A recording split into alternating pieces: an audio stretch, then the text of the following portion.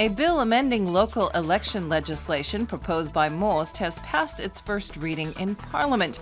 The bill would prevent individuals convicted of crimes from running for office until they have served the full extent of their sentence. Work was again stop and go in the chamber this morning, with lawmakers calling two recesses.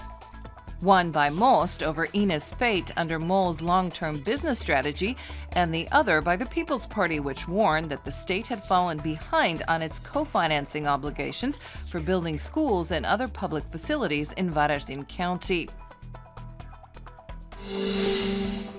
Lawmakers are also debating today one of Most's proposals that came out of their pre-election deal with the HDZ, a series of amendments to distraint legislation. Most is proposing that the subjects of distraint proceedings who are being evicted from their homes are extended the right to state housing for a period of 18 months to ease their transition. Prime Minister Andrej Plenković will also be presenting to MPs the conclusions of last week's European Council meeting. This is a new practice Plenković's government is introducing to keep lawmakers up to speed on EU matters.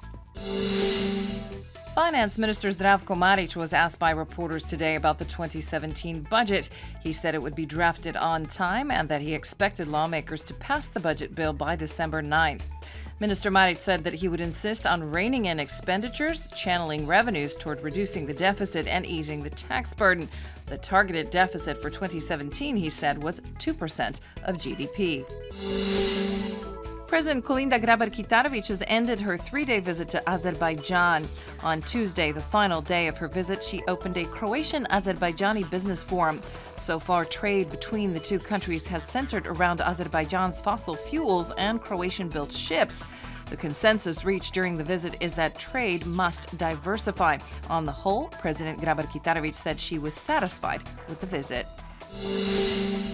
After Dinamo, Slaven Belupo and Split managed to advance to the quarterfinals of the Croatian Football Cup, we'll find out who are the remaining 5 quarterfinalists today. Rijeka, who are in the lead, take on hosts Rudeš, and Solin play Hajduk. Inter plays Cibalia, Vinogradar is up against Lokomotiva, and Osijek faces hosts Šibenik. Medveščak lost to Moscow's CSKA 3-1 in Russia last night in their 24th game of the season. The Bears are ranked 12th in the Western Conference with 32 points. Right now, they're out of reach of the playoffs. The cutoff is 8th place, currently occupied by Jokerit, who are 1 game behind and 2 points ahead. Cibona lost to Serbian side Megalex last night, 81-79 in round 2 of FIBA Champions League basketball.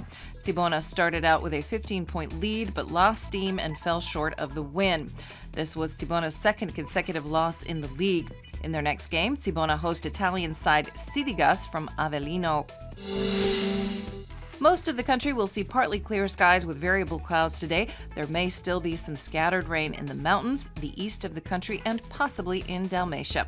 The high northeasterly winds blowing on the northern sections of the shore will spread to the central and south shore and pick up speed by evening.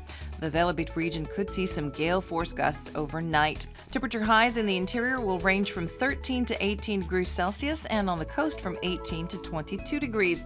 It will be cooler in the coming days. There is a chance of frost overnight from Friday into Saturday in the interior. It will be mostly dry with plenty of sunny spells, but also some morning fog and occasional clouds. The coast can count on mostly sunny weather, but it will also be cooler, and northeasterly winds will rise on Thursday and Friday. The Velebit area could see some gale force gusts before the winds begin to subside on Saturday.